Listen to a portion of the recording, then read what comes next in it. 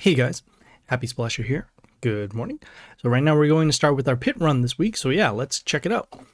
We are on this boss here, Dzhia Bronze Sphere. Let's take a look at her skills. So whenever any melee male appears, they will transform into a wild huntress.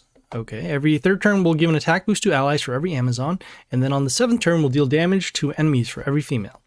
Okay, a couple things. Looks like whenever we summon a male melee hero, it will transform into this other hero. So we'll need to make sure that we end up not summoning male melee heroes in order to avoid this transform. If we do, we are going to see it. We can actually take a look at this Wild Huntress when it comes up. Every third turn, we'll see an attack boost given to the allies for every Amazon, allies being the enemy, actually. And so we'll need to make sure that we clear out as many of the Amazons as possible, so that way we don't see a large attack boost. Finally, on the seventh turn, we'll see damage to our heroes, enemies being us, for every female. So we want to make sure that we summon as few female heroes as possible to avoid taking this extra damage. If we do summon female heroes, we want to summon it after the seventh turn, or as close to the seventh turn, so that way we don't take that much damage. Okay, so yeah, let's hop right in.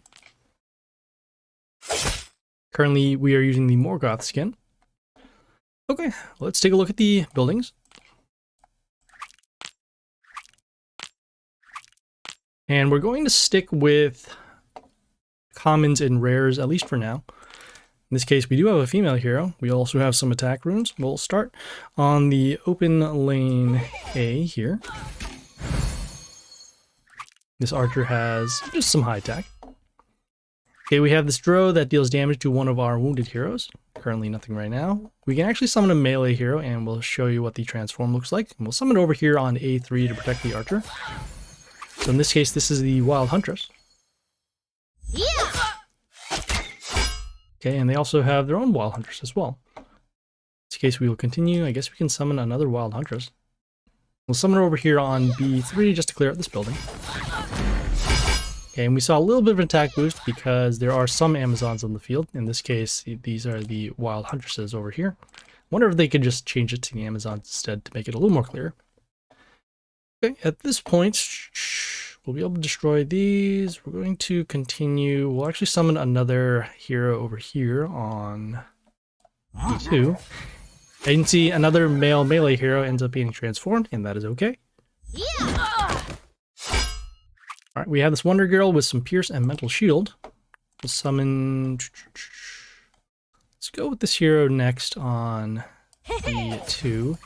This witch will summon a zombie in front of themselves, but because we have another hero in front, it is not summoned. Okay, at this point, we have a Necromancer. Necromancer summons a Rotter in front of himself, and that Rotter was a male melee, so that is why we see another Wild Huntress here. Okay, we'll summon this hero on D1 just to spread out our damage.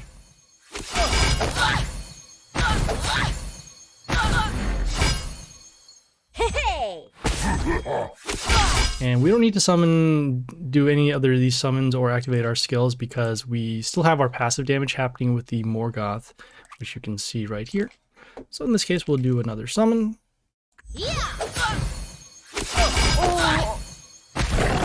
And there we go. So that was Dzhia Bronze Spear.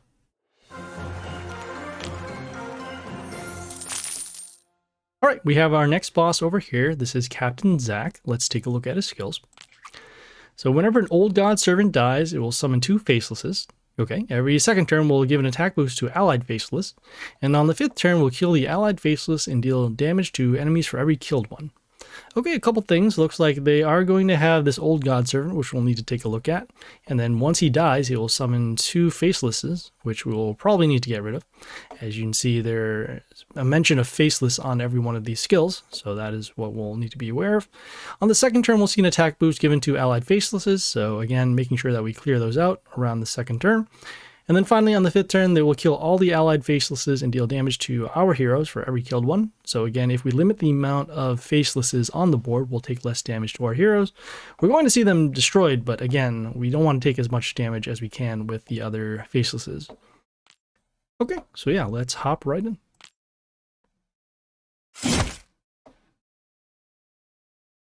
Okay, let's take a look at the buildings.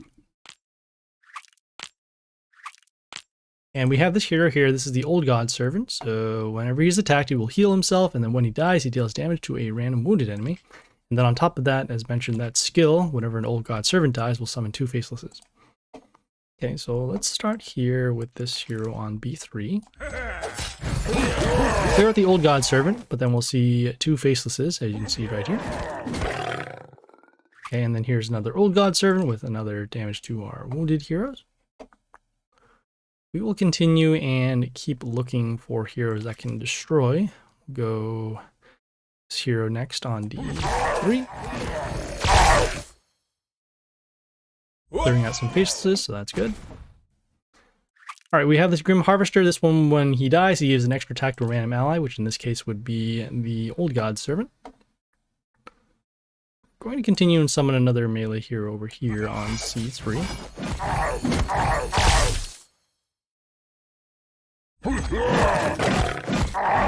Okay, another Old God Servant again.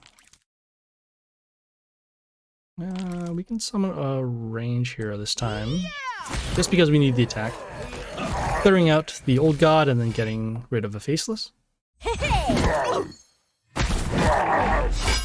Okay, at this point, the next turn, we're going to see the Facelesses be destroyed. Wonder if, let's see, if we clear out this in 1 now, if we can avoid taking damage altogether. We also have this Igneous Girl. This one gives splash to Chaos allies, and then also when she dies, she deals damage to our Warlord, which is not a problem right now because we still have high health. Okay, so no Facelesses were on the board, and because of that, we didn't take any damage.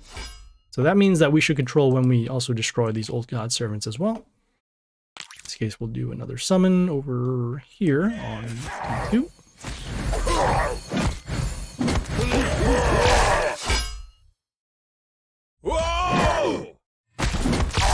And again, we are not using our skills here because the passive damage on the Morgoth is still working. In this case, we'll go with this building next on C2, just to protect this other building, this electric tower, which is still dealing damage at the end of the turn.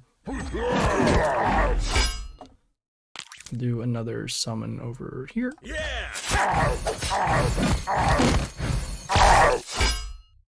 Whoa! And we're running short on spots, but we're going to continue summoning if possible. In this case, we'll summon this building here on E1.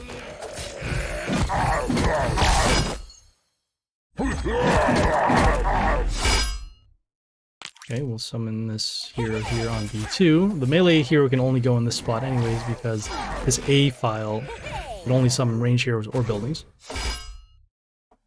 Okay, in this case, let's see. We'll spread out our damage. We'll go with this range hero here on C1.